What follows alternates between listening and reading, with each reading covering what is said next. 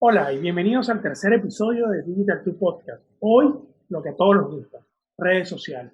Tenemos a Ismael El Quipsi, quien es CEO de Internet República y creador de Social Public, una plataforma de marketers para influencers, y estaremos conversando con él temas muy interesantes sobre el perfil y las tendencias de las redes sociales en pandemia, cuáles son las plataformas ganadoras, cuáles son las más utilizadas en Latinoamérica, cuáles son en definitiva todo el perfil o toda la tendencia de uso y todo lo que ha pasado con las redes sociales en pandemia y cuáles se han fortalecido, cuáles se han debilitado, cuáles son las más utilizadas y además como bonus, no solamente usuarios, sino además como bonus, vamos a hablar sobre estrategias en redes sociales, cuáles son las mejores estrategias y 5 consejos que nos va a dejar un especialista como Ismael para crear una estrategia adecuada en redes sociales.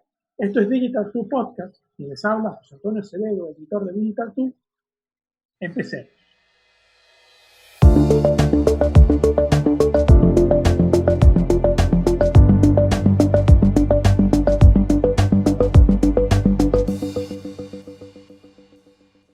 Hola Ismael, muchísimas gracias por aceptar la invitación a Digital 2 Podcast. Bienvenido.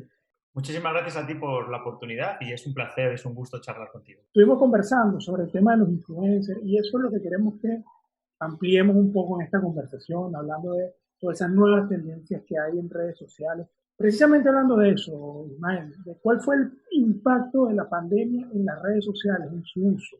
Pues la verdad que debido al confinamiento, que eso ha sido algo mundial y en todos los países, da igual que estemos hablando de América, que de Europa, que de Estados Unidos, etcétera, se ha aumentado mucho el consumo de todas las redes sociales en general, ¿no? Solamente hay dos medios que han aumentado mucho el consumo, que han sido las redes sociales y la televisión, dependiendo de qué país. Y hay otros medios que al revés han decaído mucho, como pueden ser los periódicos o la publicidad exterior en cines, porque obviamente la gente salía menos o sale menos de casa, ¿no? Entonces, todas las conexiones han pasado de ser físicas a ser digitales, ¿no? En nuestro trabajo, en nuestra relación con la gente, con la familia, etcétera. Con lo cual, las redes sociales obviamente también han notado ese cambio, como comentamos, y no solamente han sido para distracción, ¿no? Como para distraernos en nuestro tiempo libre, sino que también se han usado cada vez más para compartir información, que era un uso que antes dedicábamos no solo, pero principalmente a otros medios como la radio, la televisión, y ahora las redes sociales se han convertido también en un gran medio de comunicación, ¿no? De información. Hay un informe de la compañía Double Verify que dice que el consumo online o en línea se duplicó durante la pandemia, o sea, pasó de 3 horas 17 minutos de media a casi 7 horas, o sea, más que se duplicó durante esta temporada, con lo cual es evidente que ha supuesto como, para quien no estaba muy activo en las redes sociales, ha supuesto una inmersión inmediata, ¿no? De 0 a 100, y para los que estábamos ya activos en redes sociales ha supuesto que usemos casi el doble las redes sociales, o sea que ha sido pues el medio ganador, por así decirlo. Ya que lo mencionas, ¿cuáles son las plataformas que más crecieron o que más vieron impactado su uso durante la pandemia? Bueno, yo creo que se ha hablado mucho de TikTok, que creo que ha sido el gran descubrimiento de la pandemia, pero sobre todo ha sido el gran descubrimiento para los que tenemos más de 24 años. Es decir, la gente que era menor de 24 años ya conocía TikTok y ya era bastante adicta, ¿no? A TikTok. Los que nos pillan un poco mayores lo hemos descubierto por obligación casi, ¿no? Mira, según Statista, ¿no? Que sabes que es una web que recopila distintas analíticas y estadísticas a lo largo del mundo, TikTok creció un 180% en uso entre el segmento de los 15 a los 24 años de edad, ¿no? que es obviamente su target más importante. Y encima este año, durante 2021, le sigue yendo igual de bien. Es decir, ha sido el app más descargado en el primer trimestre de 2021, con lo cual es imparable, es una realidad, y ya no es como el futuro, sino que ya es el presente, ¿no? Obviamente crecía, o sea, TikTok ha crecido desde una posición muy baja, porque todavía solo lo usa la gente muy joven, como decía, ahora ya lo usa gente cada vez más mayor, pero el app líder, por así decirlo, o la red social líder, pues sigue siendo Facebook a nivel mundial en cuanto a uso, es la red que más gente usa, aunque se ve que hay un cierto cansancio, es decir, ya la gente no es tan activa en Facebook y se está pasando a otra propiedad de Facebook, que es Instagram. O sea, Instagram también aumentó un 40% el consumo durante la pandemia, y sobre todo lo que aumentó mucho el consumo, que no sé si ustedes han hecho, ¿no? O han consumido, entiendo que sí, son los Instagram Lives. Los directos de Instagram han aumentado un 70% durante la pandemia. Entonces, yo resumiría que TikTok se ha hecho popular. Facebook sigue estando en forma, aunque dependiendo del país, pues hay países más activos, como puede ser México, por ejemplo, y hay otros países que bueno, la gente tiene la cuenta de Facebook, pero no es su red principal, y Instagram se ha consolidado también como una red muy importante y sobre todo la más comercial, es decir, cuando queremos llegar a un público con capacidad económica, pues entre 25 y 45 años, un público que puede comprar online, Instagram es la red más importante y donde se suelen hacer más campañas de publicidad y más campañas de influencers. Aparte, bueno, ya tiene 1.000 millones de usuarios activos, que está muy bien, pero insisto, a mí me sigue sorprendiendo que Facebook sea todavía la más usada, ¿no? Facebook tiene 3.000 millones de personas en el mundo, casi la mitad del mundo, en Instagram la usan 1.000 millones de personas. YouTube, obviamente, pues también ha aumentado considerablemente porque es contenido, tutoriales, contenido de utilidad, entrevistas, etcétera, pero no al nivel de otras redes como comentábamos, como Instagram o TikTok. Y desde luego el gran fenómeno últimamente ha sido Clubhouse, que no tiene ni de lejos los números de los que estamos hablando, pero sí que ha aumentado mucho los usuarios. Hay que tener en cuenta que creció en la pandemia, lanzaron justo en abril de 2020 y bueno, solo contaba con 1.000 usuarios cuando lanzaron y ahora ya pues tiene unos 10, 15 millones de personas, aunque se acaba de abrir, como muchos de ustedes sabrán, se acaba de abrir a Android porque solamente funcionaba en iPhone. Sin embargo, el crecimiento, obviamente, pasar de 1.000 usuarios a 10 millones es muy grande en números, en proporciones, pero en números absolutos, por 10 millones de usuarios todavía no es tan grande para tanto ruido que está generando Clubhouse. Sí, es verdad, Clubhouse es un fenómeno que vimos especialmente desde enero de este año, ¿no? En donde Sí. creció básicamente de los 4 millones, pasó en un mes a los 10 millones, tuvo 6 millones de usuarios nuevos en solo un mes.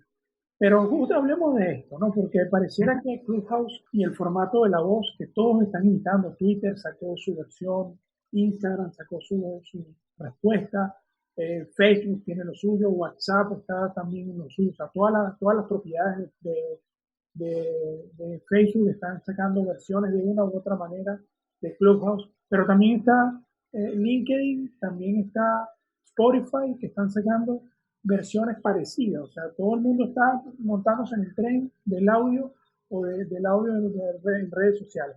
Pero esto, como justamente estamos hablando, que a todo es un contexto de la pandemia, ¿es una moda pasajera o es una tendencia que se va a fijar? Bueno, es la eterna pregunta. Y luego habrá que ver si cuando recuperemos la normalidad seguirá o no seguirá, ¿no? Entiendo que durante la pandemia ha sido una realidad, no ha sido una moda, aunque también hay que tener en cuenta que solo se podía usar con iPhone, que al final representan menos de un 10% de los celulares que hay en el mundo. Cosas buenas y cosas malas. Bueno, cosas buenas de Clubhouse es que o de Clubhouse, es que las conversaciones no se graban, con lo cual la gente, a no ser que alguien lo indique, ¿no? Previamente. Con lo cual la gente tiende a tenderse más libre, a expresarse libremente. Es decir, como saben que no te están grabando, pues un poco que te desinhibes y cuentas incluso secretos profesionales o bueno, depende del tema que estés tratando en esa sala. Y luego también, unido a esto, ha sido muy interesante que personajes de la talla de Mark Zuckerberg, por ejemplo, que se quedó enamorado con Clubhouse y de hecho lo copió para Instagram, ¿no? Lo copió para Facebook. Pero puedes estar en una sala donde aparezca Elon Musk, o puede estar Oprah Winfrey, o puede estar el rapero Drake, por ejemplo, ¿no? Con lo cual, si ahí unimos una cierta exclusividad, porque solo se lanzó para iPhone, porque esta gente tan inaccesible es accesible, y porque saben que están en un entorno seguro, donde yo que soy un usuario muy activo de Clubhouse y he moderado muchas salas, etcétera, nunca he visto una discusión, nunca he visto una salida de tono. Estamos acostumbrados a plataformas como Twitter, por ejemplo, que están bastante, ¿no? Enredadas con la política y con discusiones, etcétera, con gente haciendo ciberbullying incluso. Y sin embargo, Clubhouse, no sé si es todavía porque es pequeña, pero yo personalmente no he detectado que haya insultos, que haya gente un poco fuera de tono, ¿no? Entonces, eso ha propiciado que esta gente y que otra gente, ¿no? Que son CEOs de compañías no tan importantes quizá como Facebook, pero de compañías punteras, pues hablen sin tapujos y hablen y compartan secretos y compartan un poco, ¿no? Se crea una complicidad, ¿no? Y de repente puedes encontrar un artista y se pone a tocar en directo y cosas así, ¿no? Yo creo que eso ha sido algo puntual y ha sido algo debido a la pandemia, porque yo creo que Mark Zuckerberg ahora que ya estará vacunado, ¿no? Tiene muchas cosas que hacer y no debe estar en Clubhouse. Creo que eso sí que ha sido puntual, pero creo que el pozo de lo que ha creado Clubhouse creo que va a quedar, ¿no? Yo creo que todos echamos de menos los eventos en directo, que es un poco lo que ha sustituido Clubhouse, pero se nos ha abierto una nueva ventana, ¿no? Y es decir, que ahora podemos hacer eventos como las salas de Clubhouse, llámelo X, ¿no? En Twitter o en LinkedIn o en cualquier otra red que están copiando lo mismo, ¿no? Pues Twitter acaba de lanzar Spaces, Facebook parece que lo va a llamar Live Audio Rooms. Bueno, cada una tiene la suya, ¿no? Da igual la que sea, ¿no? Pero yo creo que van a empezar a surgir eventos en el cual podamos conversar una persona que esté en Colombia con otra persona que esté en México y otra persona que esté en España, ¿no? Como es mi caso ahora. Esto sí que es un nuevo desarrollo en comparación con lo que había antes, que era usted compraba un boleto o un ticket para ir a un evento y si no estaba en Colombia, en Bogotá, esa misma tarde que era el evento, pues se lo perdía, ¿no? Yo creo que van a empezar a surgir iniciativas también para ganar dinero con ello, es decir, que los organizadores puedan comprar tickets y puedan pues hacer eventos a nivel mundial, ¿no? Eso creo que es importante.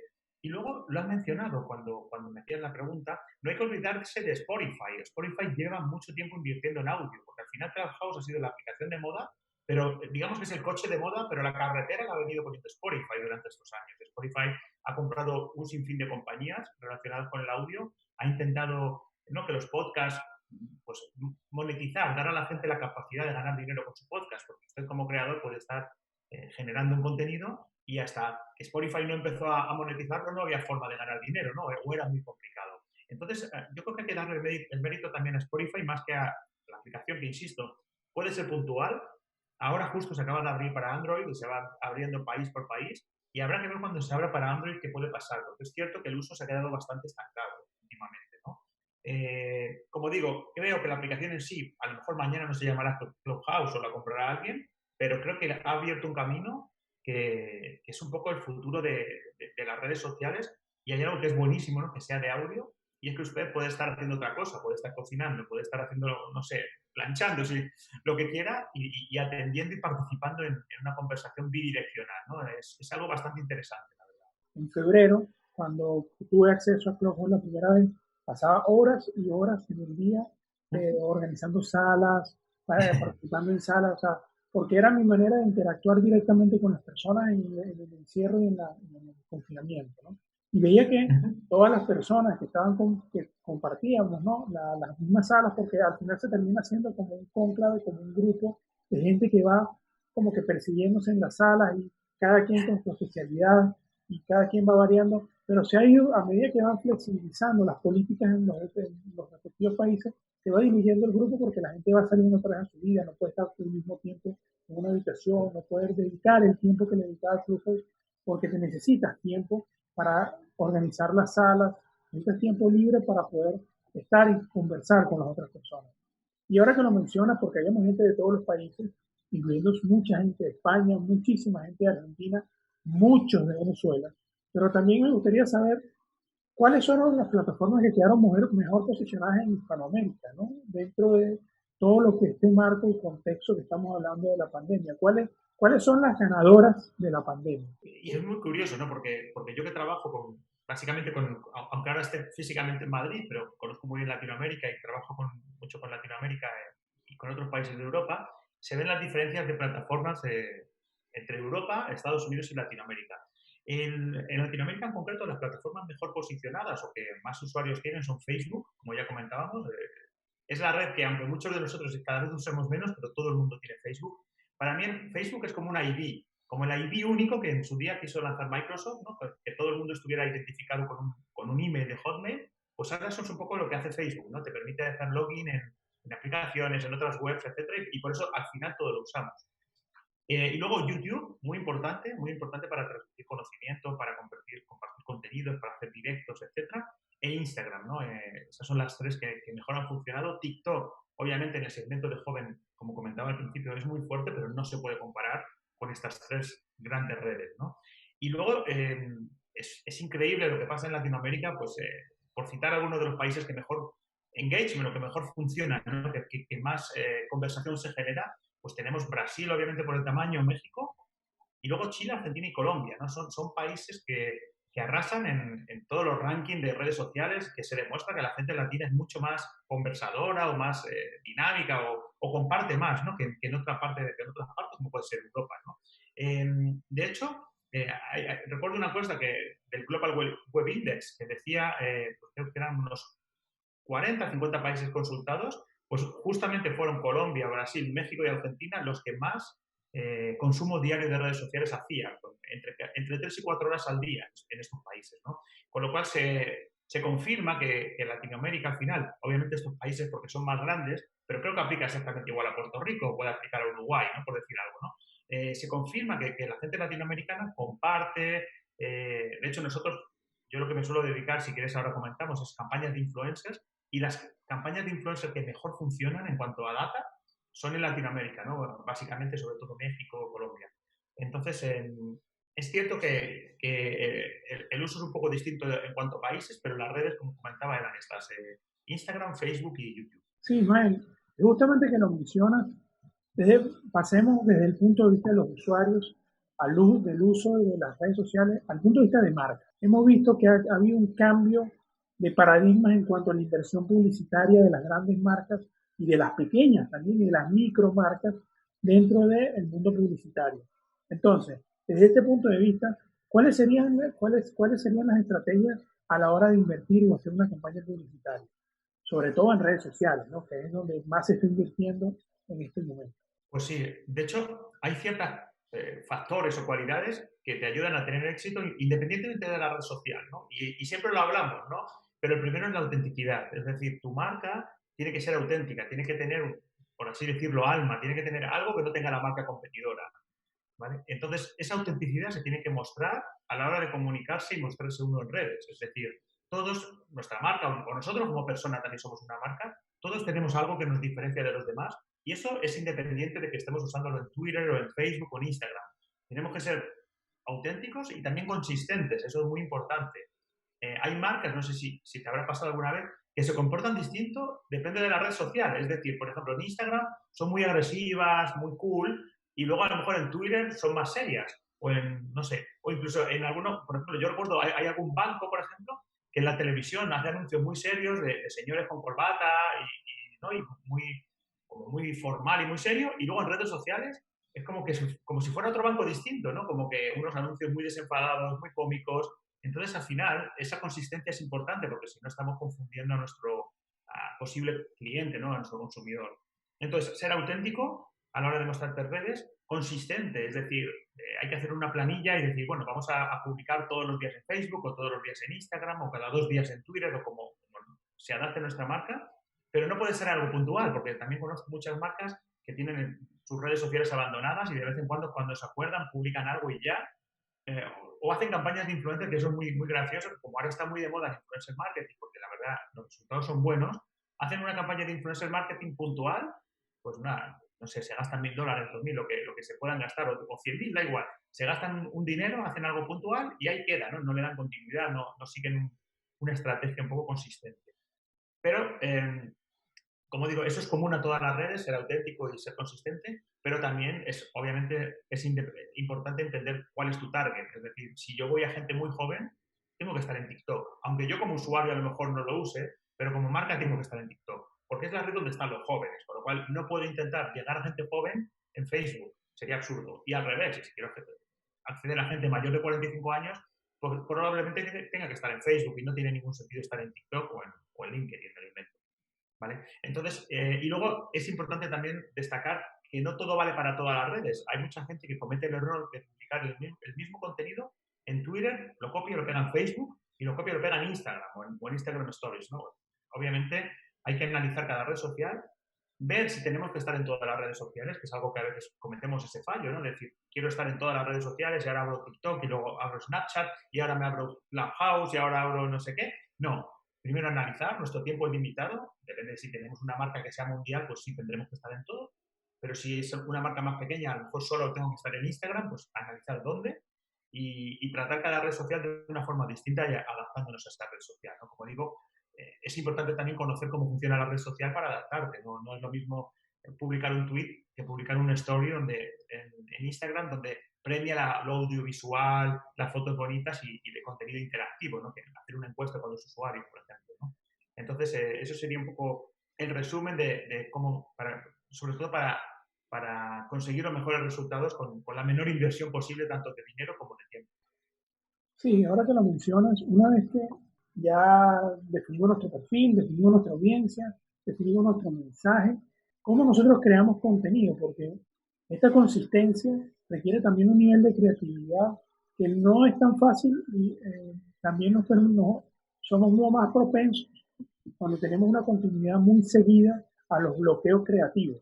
¿Qué recomendarías tú? ¿Qué estrategias, qué claves darías tú para una buena eh, misión de creación de contenido que sea efectiva para la red social a la que ya nosotros definimos? Ya definimos todo y hicimos la tarea. Ahora nos toca crear contenido.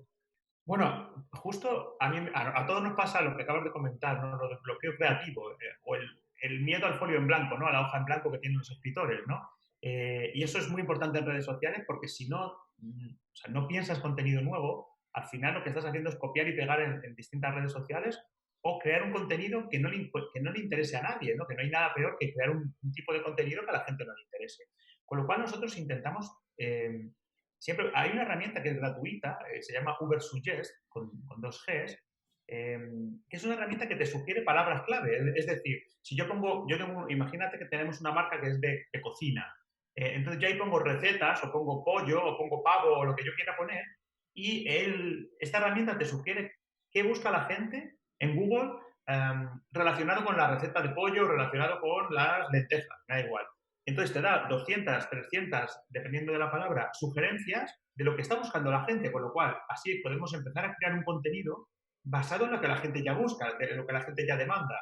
Si la gente está buscando cómo hacer una arepa de pollo y nosotros lo que tenemos es pollo, o lo que estamos vendiendo, escribamos sobre eso. Sin embargo, a veces nos ponemos tan creativos que creamos un contenido tan original y tan auténtico que a la gente no le está interesando. Con lo cual, pues es bueno utilizar este tipo de herramientas, como puede ser Ubersuggest, o como la propia herramienta de Google AdWords, ¿no? Para decirnos qué está buscando la gente en un área concreta. Si yo vendo relojes, tengo que ver cómo buscan los relojes. Si la gente está más interesada en relojes de plata o en relojes deportivos, en relojes de pulsera o lo que yo quiera. Y eso me va a dar pistas para escribir contenidos. También para vencer el bloqueo creativo es importante también trabajar con influencers. Los influencers, si algo saben hacer es entender a su público y dar el contenido al público que el público demanda, ¿no? Son expertos en eso. Quizás no son los mejores creadores de contenido del mundo, quizás no son los que mejores vídeos hagan, pero son muy, muy buenos detectando tendencias y detectando qué es lo que quiere el consumidor. Con lo cual, yo siempre intento apoyarnos en esos influencers para que o generen contenido para nosotros o incluso nos den ideas. A veces los contratamos para que nos den ideas a las marcas y nos digan, mira, si usted quiere llegar al posible comprador de una lavadora, tiene que hablarle de esto, de esto y de esto. Y suele funcionar muy bien, ¿no? Pero lo que es importante es tener los KPIs claros, es decir, ¿qué quiero conseguir? Porque, ¿qué quiero? ¿Ganar seguidores en Instagram?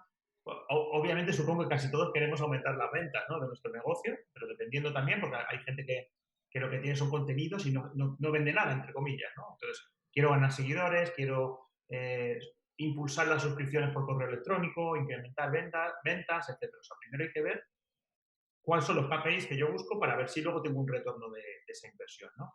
Y luego, importante, creo que lo comentábamos antes, entender a quién quieres llegar, es decir, cuál es el target suyo, ¿no? O sea, busca mamás, son estudiantes, mujeres, hombres, de Colombia, de España, de Venezuela, ¿no? Es muy importante, ¿no? Saber a quién nos dirigimos, porque desde el tono de comunicación, la forma de dirigirnos a ese público, obviamente si vamos a personas de 20 años, no le podemos hablar como una persona adulta de 40, ¿no? Entonces eso es muy importante.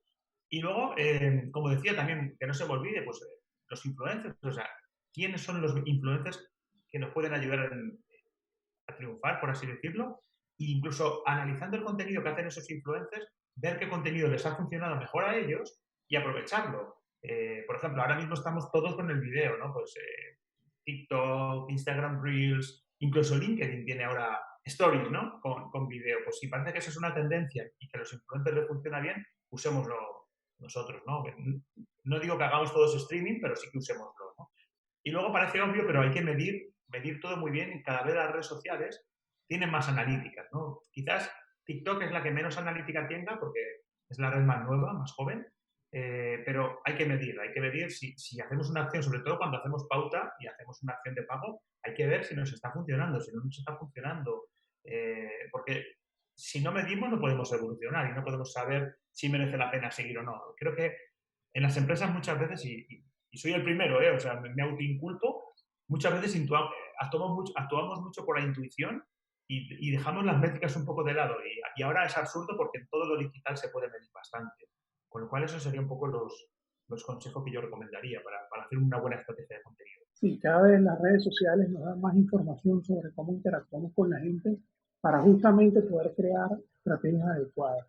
Y bueno, pudiéramos seguir hablando, Ismael, de verdad súper interesante, pudiéramos seguir hablando muchísimo y la verdad te voy a comprometer a que más adelante podamos analizar red por red, me gustaría, Claro. red por red, cuáles son los públicos y cuáles son los mensajes, porque me parece muy interesante hacer como una disección de cada una de las redes, porque bueno, ya hablamos de algo que la gente siempre está buscando, ¿no? Y analizar esos perfiles de cada una de las redes sociales, Ismael. Muchísimas gracias por tu participación, de verdad, aquí en Digital Tu Podcast, en donde, bueno, hablamos no solamente con los especialistas, sino con los verdaderos maestros de cada materia, como tú, Ismael, de verdad. Y muchísimas gracias por haber aceptado nuestra invitación. Claro que sí, ha sido un honor y bueno, me despido de la audiencia. Si no te importa, comparto mi email por si alguien tiene Claro, cualquier pregunta o duda, quiere escribirme, estaría muy agradecido. Y mi email es ismael@socialpublic.com y nada, cualquier cosa que pueda ayudarles, pues ahí estoy con mucho gusto. De todas maneras, le digo a la audiencia que los contactos de Ismael y los contactos de todo lo que hemos dicho aquí van a estar abajo en la descripción del video, en donde van a hacer link y podrán contactarlo directamente si tienen alguna duda con respecto a lo que hablamos hoy. Así que, bueno, Ismael, muchísimas gracias y no será sino hasta la próxima ocasión. Hasta muy pronto. Les gustó, ¿verdad? Así que bueno, no será sino hasta la semana que viene cuando tendremos otro invitado especial, quien les habló, José Antonio Acevedo. Esto fue Digital Tu Podcast. Hasta luego.